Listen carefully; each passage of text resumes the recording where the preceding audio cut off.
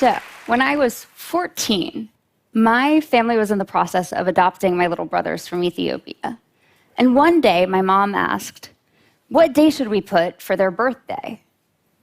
The day they were born, obviously. Ridiculous question. And then my mom said, well, Kristen, neither of your little brothers have a birth certificate, so how do you suggest we find out when that was? Mind blown. Now, 20 years later, I'm still working on it. Except instead of trying to solve the mystery of my brother's missing birth certificates, I try to solve this problem globally. So what do birth certificates have to do with international development? To answer that, we have to look back at the original development agenda, the Human Rights Agenda. So in 1948, the Universal Declaration of Human Rights, for the first time, set a shared vision of basic human rights and dignities that apply to all people and all nations. Article 6, the right to be recognized as a person before the law, or a legal identity. For children, this is a birth certificate. And despite this being a universal human right, 1 billion people today have no record they exist, making it one of the greatest human rights violations of our time, yet nobody seems to know about it. In the face of world poverty and hunger, making sure everyone in the world has a legal identity doesn't really seem important, but in reality it is. See, early in my career, I was working with a social worker in a slum community in Mumbai, and we were following up on a case with this little girl who had contracted polio as a baby and was paralyzed from the waist down. When we arrived at the home, we found her on the floor. Her legs were badly scarred and infected. She was malnourished. She had never gone to school, and she had spent most of her life confined to this small, dark room. When we left, I asked the social worker what the case plan was, and she said, well, first we have to get her a birth certificate. I was a little taken aback. I said, well, don't you think we need to get her some social assistance and a safe place to live and into a school? She goes, exactly, which is why we need to get her a birth certificate. See, without a legal identity, you are not recognized as a person by the government. And a person who doesn't officially exist can't access government services. And the government can only provide services for the number of people they know about. Hence, people are overlooked, for example, by routine immunization services. People without a legal identity are both uncounted and unprotected. They're among the poorest members of society from the most marginalized communities. They're victims of trafficking. Human traffickers know that it's nearly impossible to find someone if there was never a record they existed in the first place. They are victims of exploitation, such as child marriage and child labor. Without a birth certificate, how do you prove a child is still a child? They're among the stateless. Birth certificates provide proof of who your parents are and where you were born, the two main factors for acquiring nationality. Of the 1 billion people in the world without a legal identity, the vast majority are children who are never registered at birth.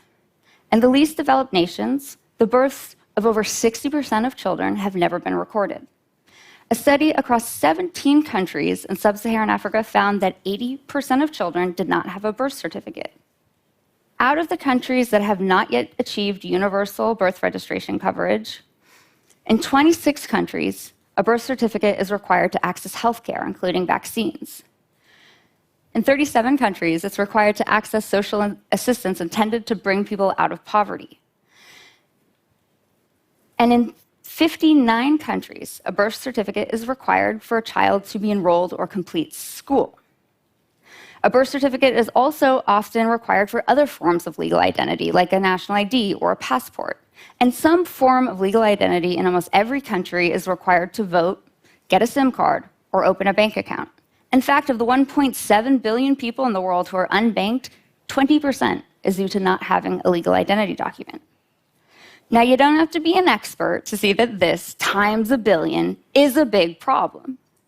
So it's not surprising that evidence shows that improved birth registration coverage goes hand in hand with improved development outcomes, from poverty alleviation to better health, nutrition, education, economic improvement, and safe and orderly migration.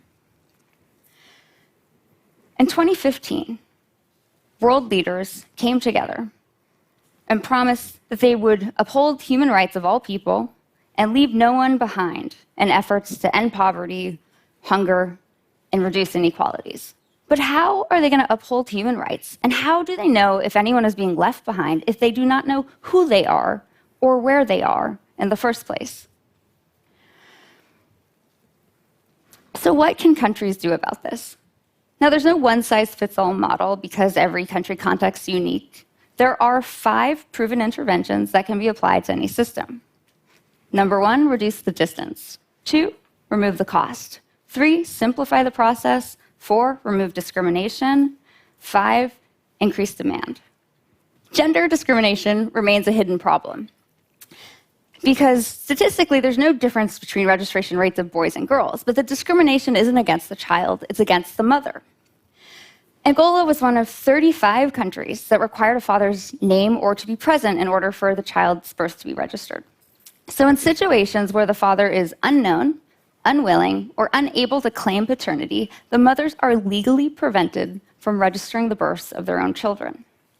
So to address this, Angola put a policy in place allowing mothers to register their children as a single parent. In Tanzania, in 2012, only 13% of children had a birth certificate. So the government came up with a new system. They put registration centers in existing infrastructure, such as community wards and in health facilities. So they brought the services closer to the people who needed them. They removed the fee. They simplified the process and automated it so the birth certificate could be issued on the spot. To increase demand, they rolled out a public awareness campaign, letting people know that there's a new process and why it was important to register the births of their children. In just a few years, in the districts where the new system was put in place, 83% of children now have birth certificates, and they're in the process of rolling this out nationwide. So what can you do? See, I believe we are all united by our humanity. We live on the same earth, we breathe the same air. And while none of us chose to be born or the situation we were born into, we do get to choose how we live. Change occurs when a moment of awareness or a moment of compassion inspires a person to act. And through our collective action, we become the most powerful agents of change. And when the cost of inaction is innocent children are left unprotected, unvaccinated, unable to go to school, growing up to be adults who are unable to find decent work or vote, trapped in a cycle of poverty, exclusion, and invisibility. It comes down to us to take this issue out of the darkness and into the light. Because it's not every day you get the opportunity to change the world, but today, you do.